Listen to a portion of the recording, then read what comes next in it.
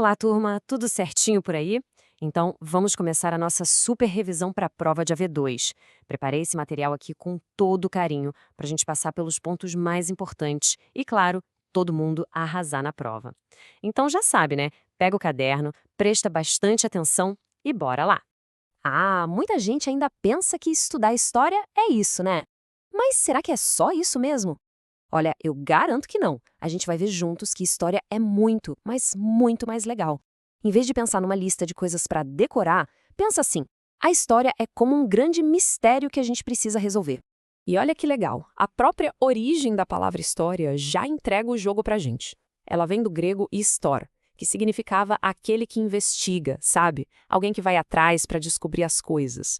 Então, no fundo, estudar história é investigar, é ser um verdadeiro detetive do passado. Bem mais emocionante do que só decorar, não é mesmo? Ok, então se o historiador é um detetive, ele precisa de quê para resolver um caso? De pistas, é claro. E na história não é diferente. Só que essas pistas que os historiadores usam para desvendar os mistérios do passado têm um nome especial. A gente chama de fontes históricas. Exatamente. Pensa bem. Tudo, absolutamente tudo que a gente sabe sobre como as pessoas viviam antigamente vem da análise dessas pistas. Sem as fontes históricas, não teria como a gente saber o que aconteceu. Elas são a nossa janela, a nossa máquina do tempo para o passado. E essas pistas, as nossas fontes, podem ser divididas em 3 grandes grupos. É super importante o nosso detetive saber a diferença entre elas, tá?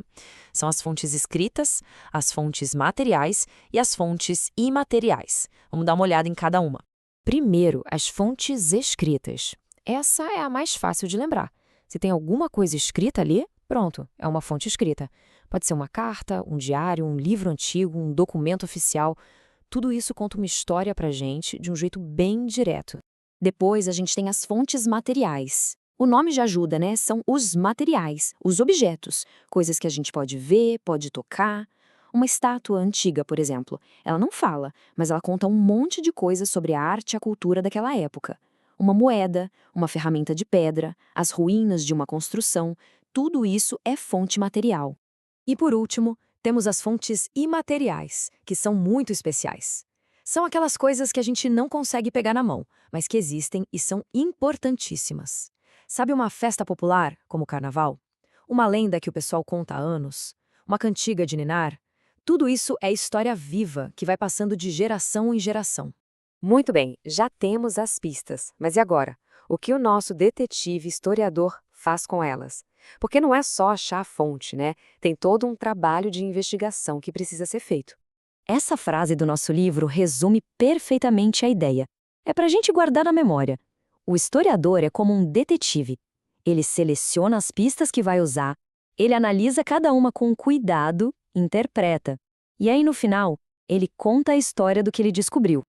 E para fazer isso, não é de qualquer jeito, não. Existe um método, um passo a passo. Primeiro, o historiador faz uma pergunta sobre o que ele quer descobrir. Depois, ele cria uma hipótese, que é tipo um palpite inicial, uma possível resposta. Aí vem a parte mais importante, analisar as fontes, as pistas. E, com base em tudo que ele analisou, ele constrói a narrativa dele, contando a história. Agora, atenção aqui, porque esse ponto é fundamental. Um bom historiador sabe que a mesma pista pode ser vista de jeitos diferentes. O nosso livro chama isso de prismas. É como se a gente olhasse a mesma coisa usando óculos de cores diferentes, sabe? Cada cor mostra um detalhe novo. Por isso é tão importante olhar várias fontes e vários pontos de vista para entender a história de um jeito mais completo. Certo. Nosso detetive já investigou as pistas. Agora ele precisa organizar o caso. E a ferramenta principal para organizar a história é o tempo. Mas olha só que curioso, não existe só um tipo de tempo. Essa é uma ideia muito importante, pessoal. A gente tem o tempo cronológico, que é o tempo do relógio, dos calendários, segundos, dias, anos.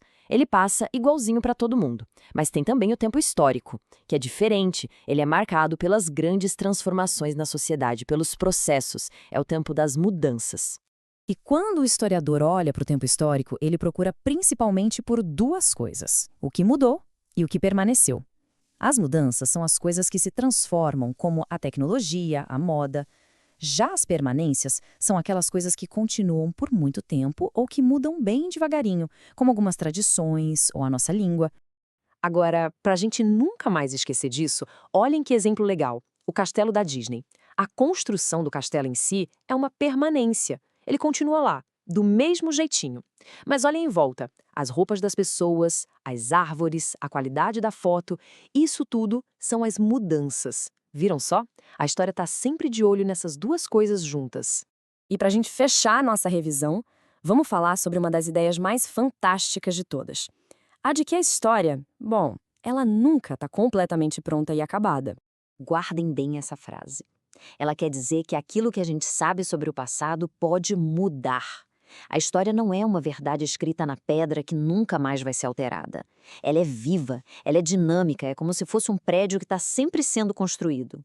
Exato. História não é como matemática, que 2 mais 2 vai ser sempre 4.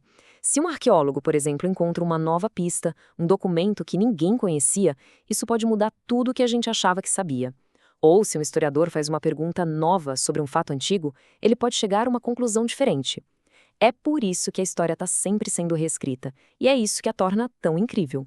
E a gente termina com essa reflexão. Pensem só, nós também fazemos parte da história. As nossas ações, o nosso dia a dia, tudo isso um dia vai ser fonte histórica para os detetives do futuro. Legal, né? Bom, pessoal, é isso. Tenho certeza de que com essa revisão, todo mundo vai se sair super bem. Estudem com calma e boa sorte na prova, turma!